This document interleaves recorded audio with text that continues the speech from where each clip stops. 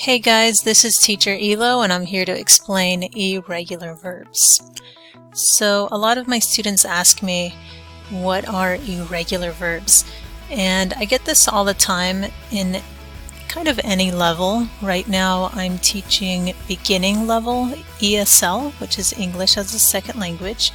And I get this a lot because the students are starting to learn about the past tense and they're worried about all these different spellings for the words they just learned, and it's very understandable that they get stressed out and concerned about what they are and how to use them. So that's why I've made this video, and let's see what we have here. So irregular verbs. What is irregular? That is one of the big questions. So the word irregular means not regular. So that means it does not follow the rules that are the normal rules for the verbs in whatever tense you're talking about. So you just want to remember they don't follow the rules. Also, irregular verbs tend to be for past tense words like simple past or past participle. And what you tend to see is the irregular spelling and of course irregular pronunciation. So the pronunciation might be, for example, read, which in present tense would say something like, I read 20 minutes at night every day. But when you talk about past tense like yesterday, the spelling is the same, right? R-E-A-D, but the pronunciation is read. So yesterday I read 20 minutes before I went to sleep. That's different. So a lot of students get confused with those little nuances and the irregular spelling. So a big question I also get all the time is, why do we have irregular verbs? Or why does English have this? Sometimes we forget irregular verbs are everywhere, but because we're learning English, we think it only occurs in this language, in my language. So my answer is there. I don't know. So it's a live language, so it changes all the time. And most languages have words that don't follow the rules. So I also speak Spanish, and Spanish has a lot of irregular verbs. It has more different tenses. So again, it has more different tenses than English. So one example here is the word for walk. So in Spanish, that would be caminar. If we do a simple past tense, it would be caminé with that E with an accent, the accent mark. For irregular, we can say an example is estar, which means to be, like to be in a place. Past tense is estuve, and that's a different spelling change. What's even more interesting about estar is if you were to copy or continue with the past rules of adding the E with the accent mark, you would actually end up with a future tense.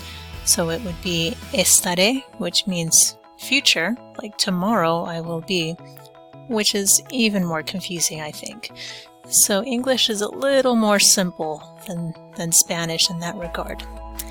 Also at the bottom here I wrote, irregular verbs can also be in different tenses. So it's not just simple past. It can be any tense that uses the past participle, or even simple present like this one. So for example, have, like I have red shoes, or has would be third person singular. He has blue shoes. So that would be a different example of a tense with irregular verbs. So of course I'm a teacher and I want you to practice these. So how to learn irregular verbs? Like you can see, practice, practice, practice. You're learning a language. Language is everywhere, so it requires a lot of practice. The big 4 pieces of learning any language I wrote here. Read.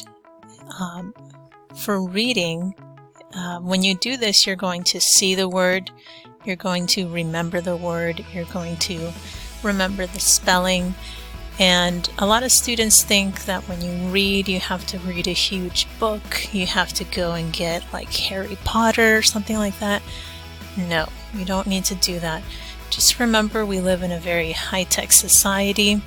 You can go on your phone, just look at a small article that's interesting to you, go to social media, Instagram, Facebook, get one of those very short posts or a short news article or something that interests you in English, and just read that. It doesn't have to be 20 pages long. It's just using your brain to look at the words and read them. Next one is writing. And a lot of students say, I don't know who to write to. I don't have any friends that can read English. So that's fair. But you do want to write to somebody. And of course, we're not writing huge emails or anything, or handwritten letters to Santa Claus or anything. You are going to be writing maybe a short text message to somebody. You can also write an email to a friend, a teacher, somebody. I always encourage my students to write me an email, either when they're absent or just to let me know what they did on the weekend. At the higher levels, it's much easier. At beginning, they still write nervously, but it's very entertaining to read.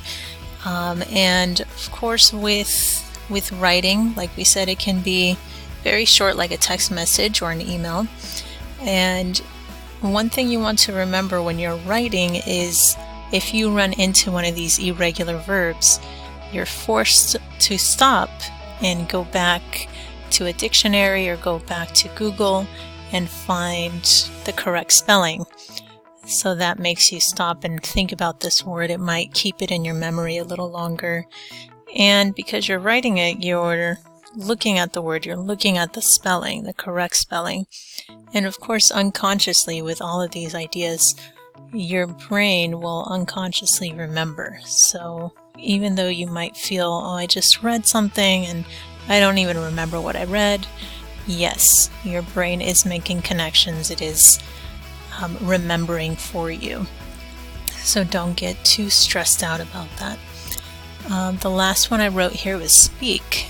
So for speaking, of course you can speak with somebody like a friend, a classmate, somebody from your home, like a family member.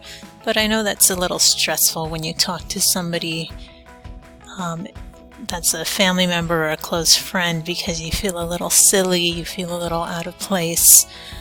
So that's fine. Another thing you can do if you don't want to talk to an actual person is to practice by yourself with a mirror, or to mirror a conversation.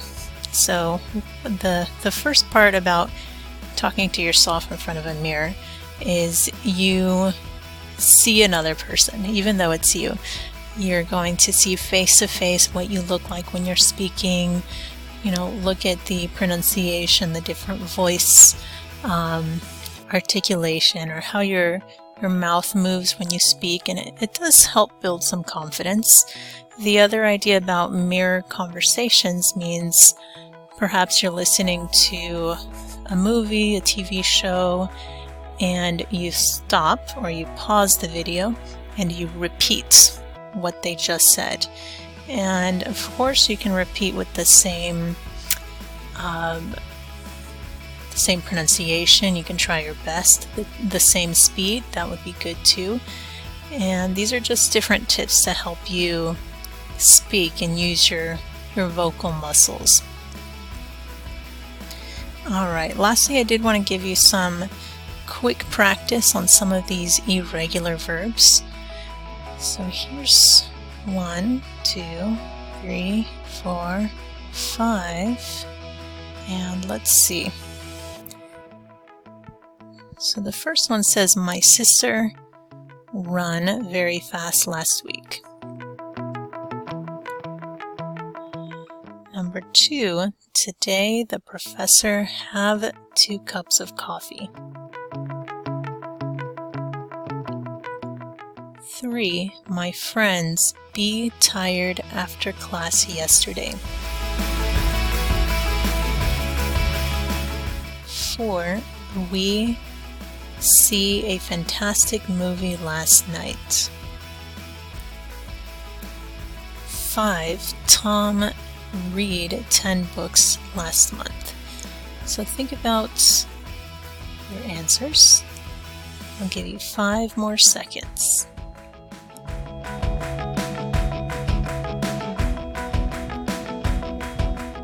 Okay, so the first one is simple past. My sister ran very fast last week. Number 2 was simple present. It says today. Today the professor has 2 cups of coffee.